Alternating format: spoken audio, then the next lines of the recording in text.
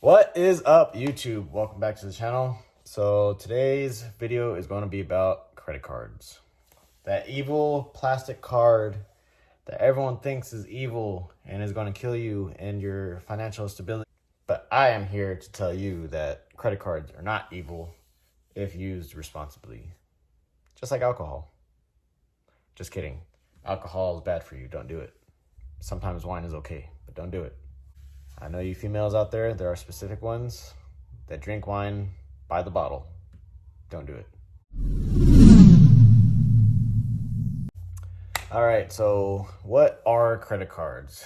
Credit cards is a starting point for credit and an easy way to learn responsibility with credit and ways to handle money that you don't have. So credit cards give you that money, obviously, that you don't have. When used responsibly, can boost your credit score, thus giving you more abilities or opportunities to get more credit and get more money that you don't have. So the reason why credit cards are good is because when you do build that credit, you can get your house, you can buy a house, you can get a car, you can get appliances, get more credit cards, get more loans, more debt. Anyways, it sounds dangerous. But when used responsibly, you can actually enjoy all those things and not hurt yourself. While using credit, you got to be careful not to overdo it and not to use credit for your bills. So what I mean by that is don't use your credit cards to pay your bills. I would say only use your credit cards for bills if it's like your last resort, like you have to do it and there's no other way. It's more like a life or death situation. Never do that. Never pay your credit cards or never pay your bills with credit cards. It's a dangerous situation and a dangerous hole to get out of. If you don't have money for those bills, it's easier to eat up that negative part in your credit than to go over and put yourself into a double trouble kind of situation where you don't make the payment on your bill and you don't make the payment on your credit card. So it's easier just to have one of those negatives rather than two. So don't use your credit cards for bills. It's a dangerous hole to get into.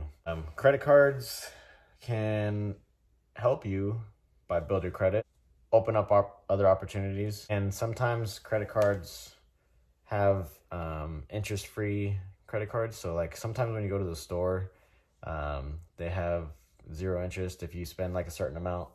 So Best Buy, I know, does that. Amazon does that. I think eBay has a credit card. I'm pretty sure they do that. Just like major stores do that. I know IKEA does it too. So if you love IKEA, IKEA has a 0 interest credit card.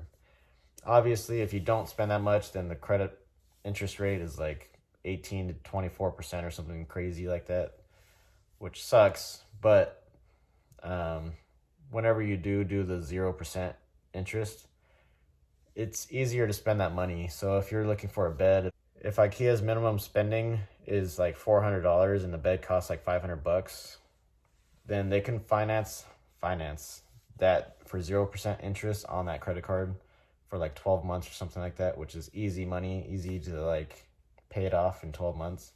That's literally like $60 a month. So with credit cards, I would definitely look into like the different stores that offer that 0% interest if you're trying to get a credit card. I would not do a bank credit card because it's easier to spend money that you don't have on stuff that you want. So if you're going to buy stuff that you want anyways, why not get the store credit card? Although I do think the negative side of starting off with a store credit card, I don't think they're going to approve you if you don't have any credit. So therefore, I would get a bank credit card and then start with small purchases first and then get a store credit card. But I highly recommend store credit cards over bank credit cards because at least you know it's at this store, you know where to pay it. It's stuff that you want. There's the opportunity of 0% interest, which bank credit cards do not offer that at all. I know banks offer like a 1% interest rate if you transfer all your debt from a different bank to their bank, which is also a negative because although it does give you a certain timeline to pay off all that debt at a lower interest rate, so like let's say you have like $1,000 that you're transferring over, and it gives you 12 months of 1%, then you got 12 months to hurry up and pay that $1,000 off, which is easy because it's like $90 a month or something like that. With credit cards, you never want to go over the 30% of usage. So let's say you have $1,000 on your credit card available, like total. You want to stay at like $300 of that $1,000. You only want to use 30% of your credit card, because once you go over that, then it starts to impact your credit score, and it can go down from there. So be careful about how much you're spending on your credit card. Never use the full amount.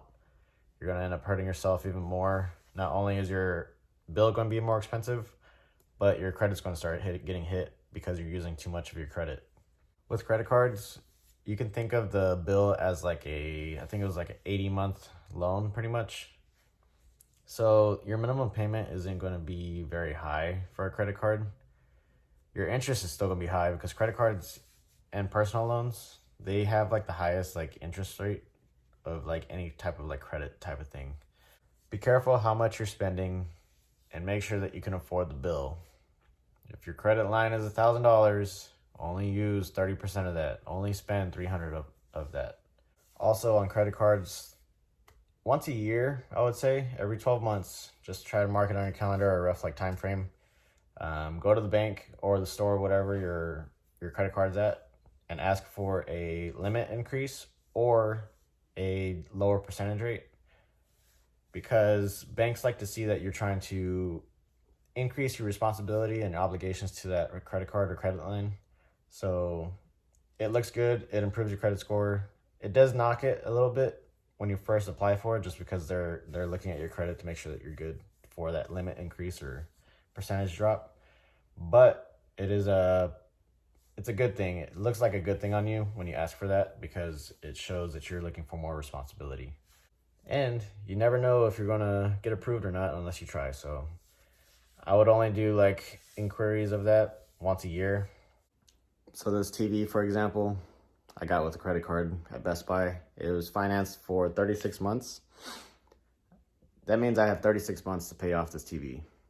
And the sound bar that's behind my cat, that was also financed with the TV, and surround sound speakers as well. So obviously I wanted those things and I couldn't afford it because that's a 82-inch TV. Get things that you want. Get credit cards of places that you're going to shop at, so that way it can benefit you and only benefit you if you're paying that bill. Like, I have no regrets of paying my TV. I have no regrets of paying my speakers. I have no regrets of paying my truck. I have no regrets of paying my cars. It's just things that you're happy with and things that you know you're going to be okay with, and things that you know you can afford. So the TV is like, I don't know, like $80 a month or something like that. It's cheap. It's a low payment. And it gives me an opportunity to overpay on things. And it's at 0% interest for 3 years. So I have 3 years to pay that TV off. Obviously, I'm not going to go the whole 3 years. I'm going to pay it off before then. But it just gave me the opportunity to slowly pay it off rather than going to the store and spending like, let's say, $2,000 or something straight up. Because just dropping big money like that, it hurts. It does. I know it does. I know you don't want to do it. I don't want to do it, and that's why I did that. So credit cards give you that opportunity, and credit lines also give you that opportunity to do things that you want and buy things that you want at less of a risk. If you're responsible about it, be responsible about it, and you won't get hurt. Credit cards can be dangerous if you're not responsible. I highly recommend getting a credit card. If you're turning 18 and you barely starting your credit or whatever, get a credit card first, but do it responsibly. Don't go buy a car. Don't go buy a house.